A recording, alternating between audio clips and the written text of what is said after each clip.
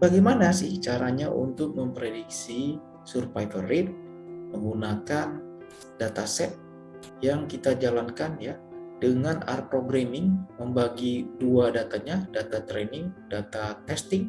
Lalu model yang dibangun itu kita gunakan untuk ya memprediksi data testing, dan hasilnya kita visualisasikan dalam bentuk dashboard seperti ini. Jadi ketika di running ya, dia jalan, dan di sini kita bisa menentukan dari akurasi model 82% menggunakan random sampling. Nah, kita bisa beberapa kali percobaan. Ketika yang paling maksimal dari random sampling dari data trainingnya 81%, ini kita gunakan ya. Dan di sini kita bisa menganalisis pengaruh fitur ya, faktor penjelas terhadap survival rate. Di sini ada jenis dari passenger class ya. Kalau dia upper tentunya chance untuk survival dia lebih tinggi ya. Lalu ini gender, male and female, usia ya, kemudian sibling, spouse dan sebagainya. Dan kita bisa calculate, nah ini dia die. Nah, kalau kita tambahkan fair-nya misalkan di sini dia lebih tinggi ya. Jadi let's say 400. Lalu kita calculate dia masih die ya. Namun kalau kita adjust ya, di sini dia maksimal sekitar 2. Dan di sini itu sibling spouse-nya 1. Kita bisa menguji ya untuk usia misalnya lebih muda ya. Kemudian ini female ya.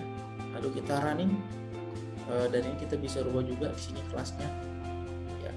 Harusnya hipotesis kita dia akan survive dan hasilnya sesuai dia survive. Nah, jadi dengan dashboard seperti ini perusahaan mendapatkan at least 3 advantage. Pertama, tidak perlu menggunakan banyak tools ya.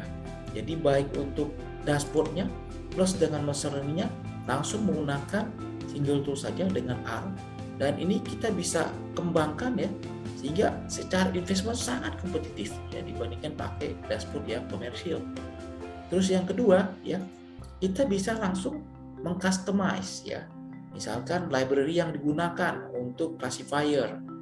Kita bisa menggunakan logistic regression, naive Bayes, SVM, kemudian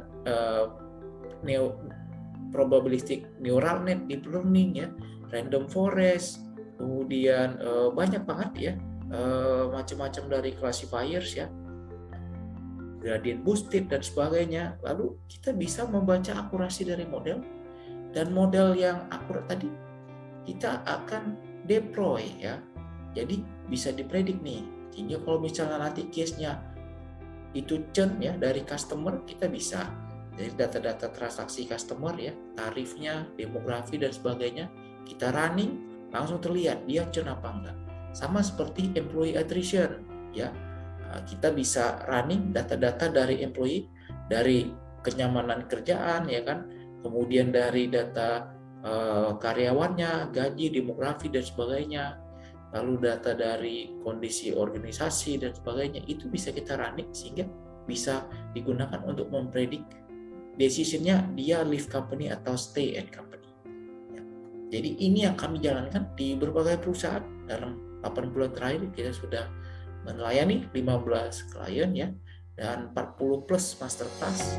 Dan kami tidak hanya membangun data, mengolah data atau hanya membangun dashboard, tapi kami lebih mentransform ya data dan knowledge itu menjadi value untuk perusahaan, dan kita juga menurture itu culture-nya ya, data driven culture, sehingga kami berkolaborasi dengan user ya untuk meng-create ya platform ini, karena user yang memiliki tacit knowledge-nya, kami sebagai fasilitator ya, dari sisi development metodologinya ya, membangun hypothesis development, kemudian data modeling, data evaluation ya, model evaluation sampai deployment.